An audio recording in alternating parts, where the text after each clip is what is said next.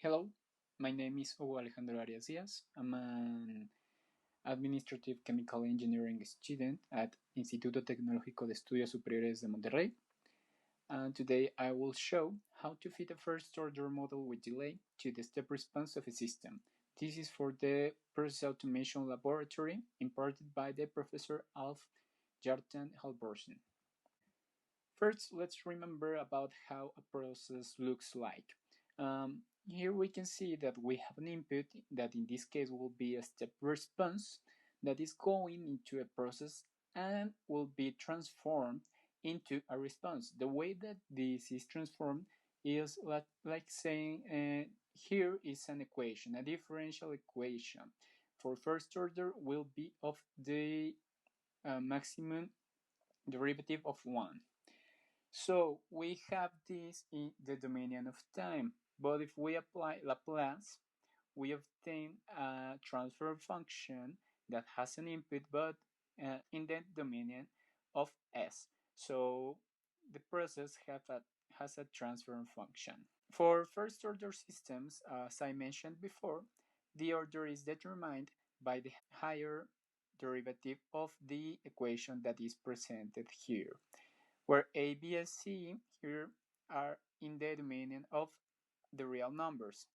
So we apply Laplace to this equation and we will be applying the Laplace transform to a derivative, to a variable, and to a constant.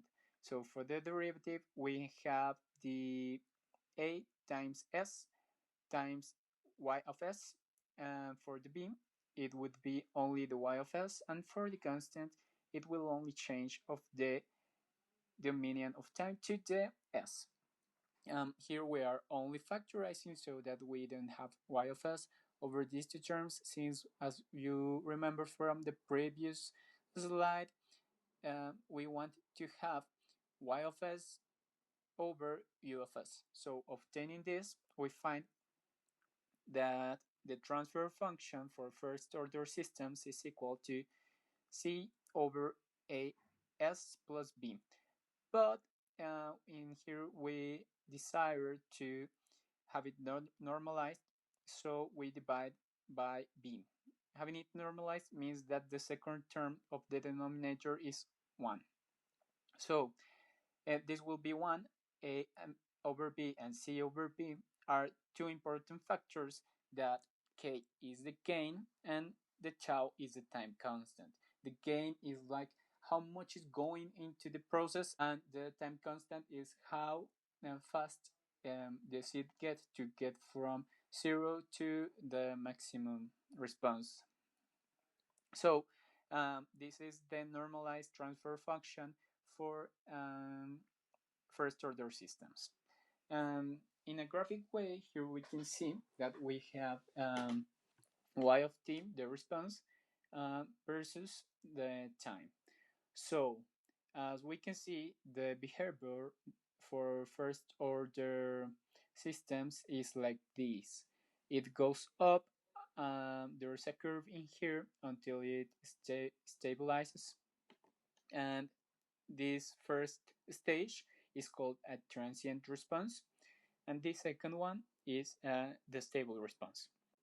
Some parameters that we can see in this type of systems is that when the system has reached the maximum response, it means that it is equal to 4 times tau.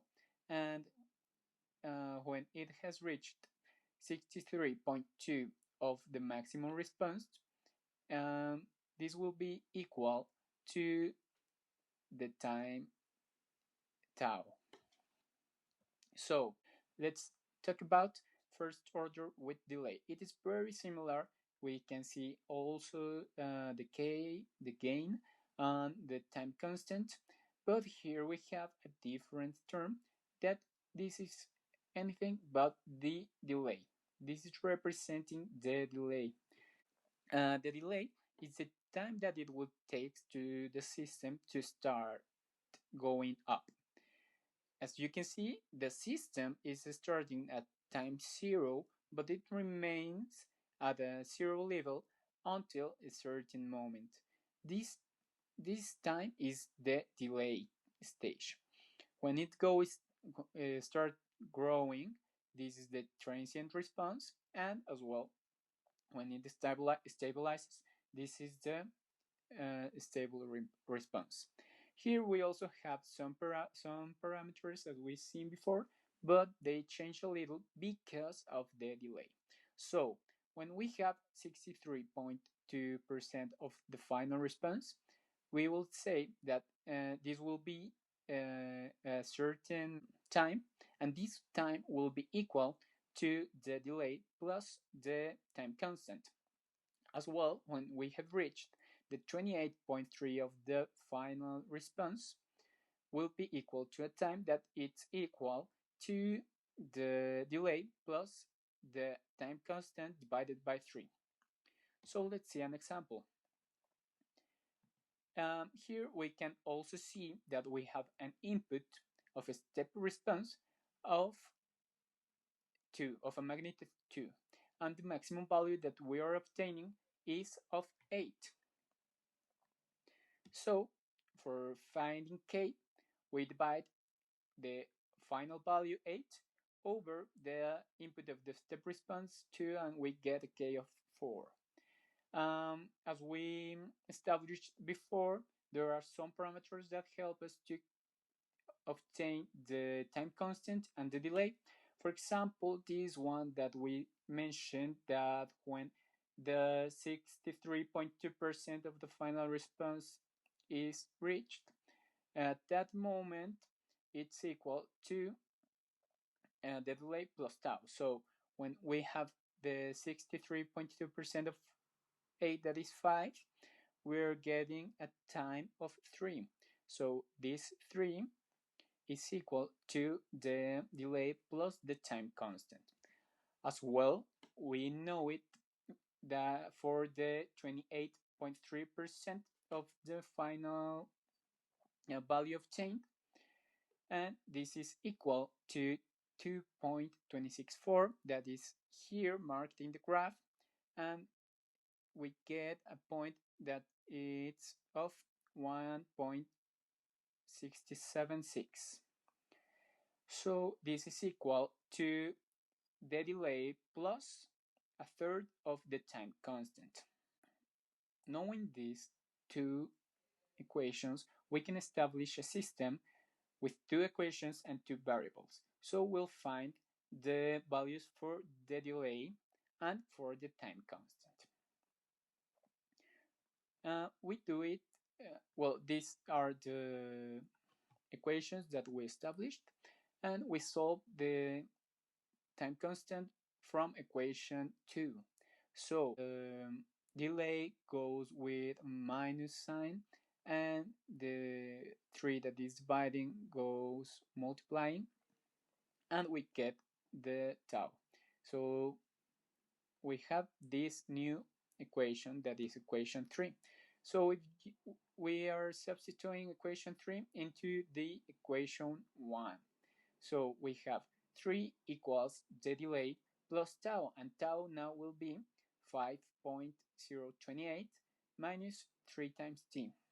So solving for this, we get that the delay is 1.014. This is almost, rounding it up, it's 1. So using this value in the first equation, we find that the time constant is equal to 1.986. This is, rounding it up also, 2. We can see that we have already our values, and our transfer function that we have fitted will be 4 over 2 times s plus 1. Thank you for watching. I expect this to be useful. My name is Ovarias, and this is for the Automation Process Laboratory. Thank you. Bye.